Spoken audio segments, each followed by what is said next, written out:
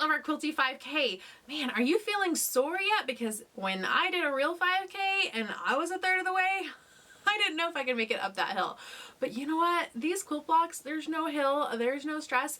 It's super fun, super easy, and I just love putting these together. It's so much easier than an actual 5K, and I'm excited.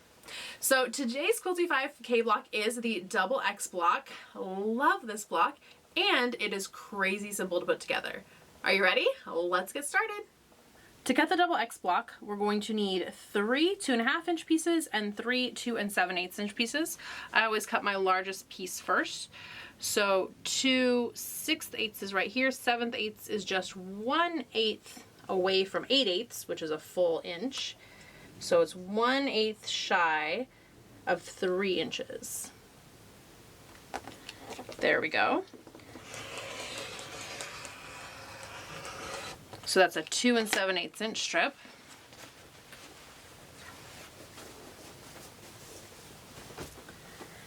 And from this, I'm going to cut 3 pieces. If you saw in block 7, the variable star, I like to cut even numbers of pieces. Okay, let me make sure where my selvage is. I'm trimming off all that selvage bit.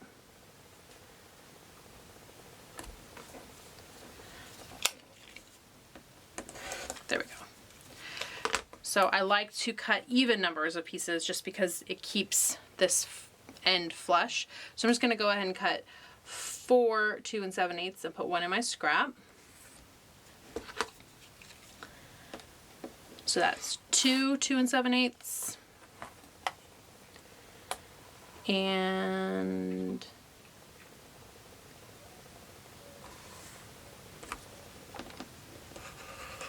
4 2 7/8 minus 1 makes 3.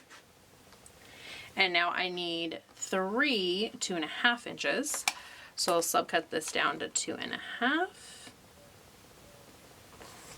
Now the reason I don't cut the whole strip down to 2.5 is because I want to leave it as large as possible to be able to use it in the future.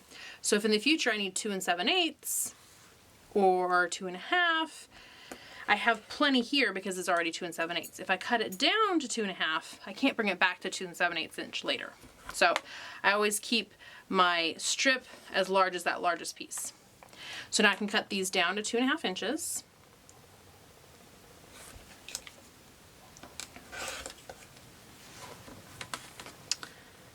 And 2.5 is right there. There we go. So these are the teal pieces I need, and now I need my 3 2 7/8 inch pink pieces. So again, we're going to start by cutting a 2 7/8 inch strip.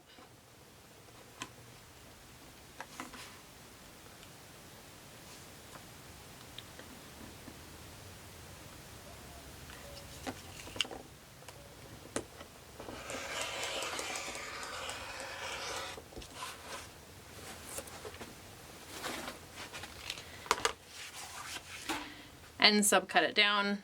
Again, I need 3. I'm going to go ahead and cut 4.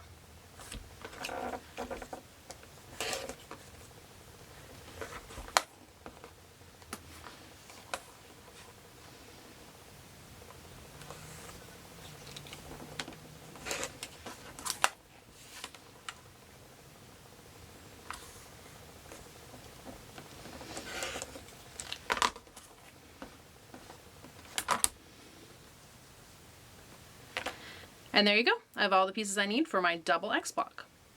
For the double X block, I'm actually not going to lay it out first because we need to make some half square triangles first. I'm also going to introduce you to this purple pen, which is the Air Erasable Marker. You can absolutely use the regular blue pen that I've been using everywhere else, but I had this one handy and I thought I haven't introduced you to this one yet, so I want to tell you a little bit about it. The Air Erasable Marker works just like the blue water-soluble marker, except without water. It will erase over time and it'll just disappear. And that's great because you don't have to do any work, but it's terrible because if you leave this out for a little while, say 30 minutes or an hour, you come back and everything's unmarked. So you only want to use the purple Air Erasable Marker when you're marking and then going to sew right away, which we are. I've marked my 3 lights, and I'm just gonna line these up on my 3 darks and stitch a 1/4 inch away on each side from this little line. So let's go ahead and do that.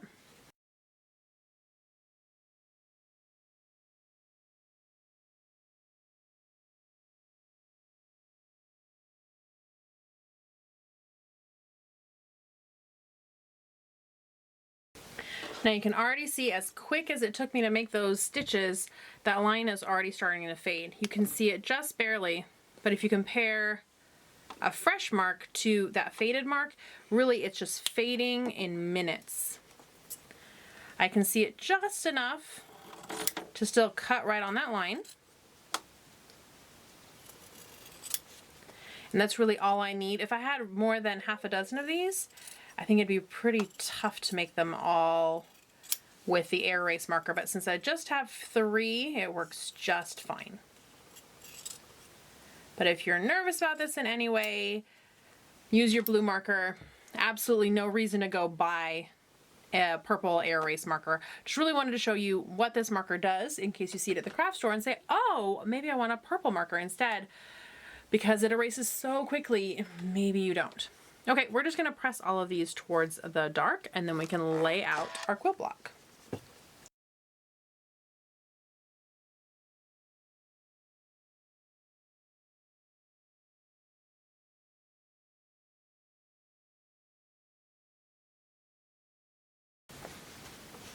I've cut off all of my dog ears here, and I can lay out my block, which is super simple.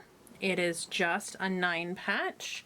Now that we have these half square triangles put together, I have 3 of these. I've got an extra that I need to tuck away. So 1, 2, 3 squares. And then 6 half square triangles.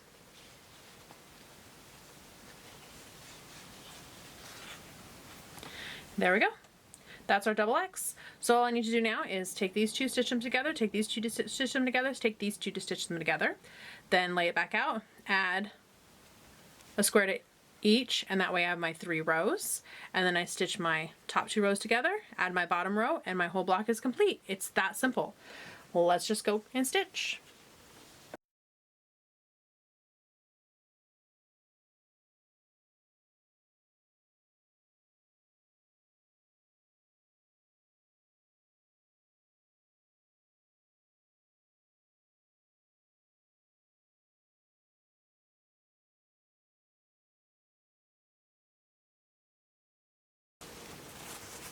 Okay, let me get this laid back out, make sure it all makes sense. Yes, that makes sense. And now I need to press. I'm going to press these 2 towards the middle, this one out, and this one out.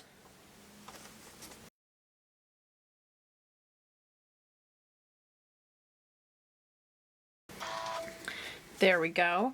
And the reason I press that way is because I press the bulk towards this piece, so I'm not pressing seams on top of seams or seams towards seams.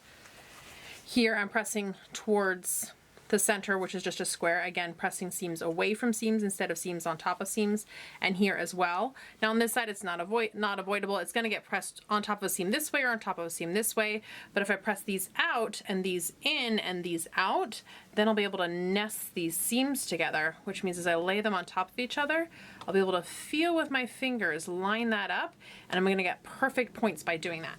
So I just feel with my fingers, line that up, and as I stitch these rows together, I'm going to get a nice crisp point right there.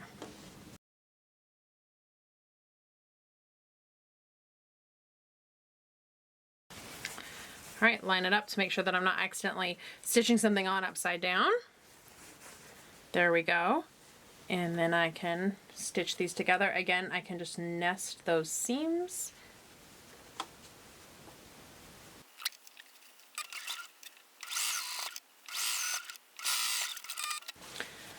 Need to give it one last press. It's really not going to, again, matter which way I press things because I'm going to be pressing things on top of things. So when that's the case, I always press out.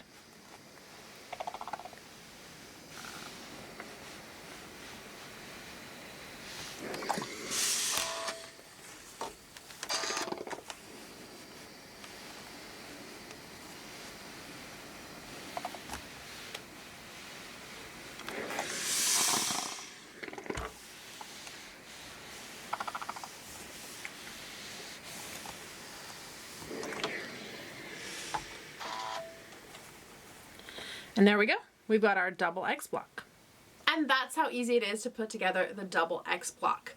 So fun, so simple. Make sure that you share yours with me on Instagram. On Instagram, you'll find me as Craftmoore, CRAFTMOORE, and use the hashtag Quilty5K so that we can all see the blocks that you're working on. I love seeing all the different versions.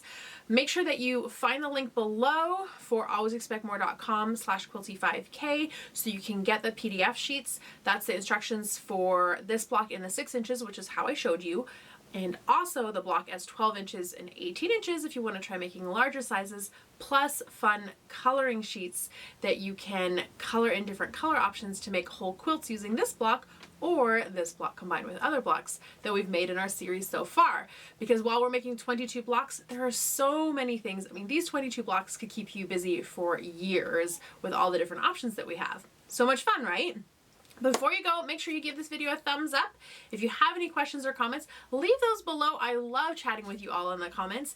And if you're not subscribed already, what's wrong? Hit that subscribe button and the bell, and that way you'll get notifications each time there's another Quilty 5K block or the other fun stuff that I have planned for you all. Thanks so much for watching, and I'll see you soon.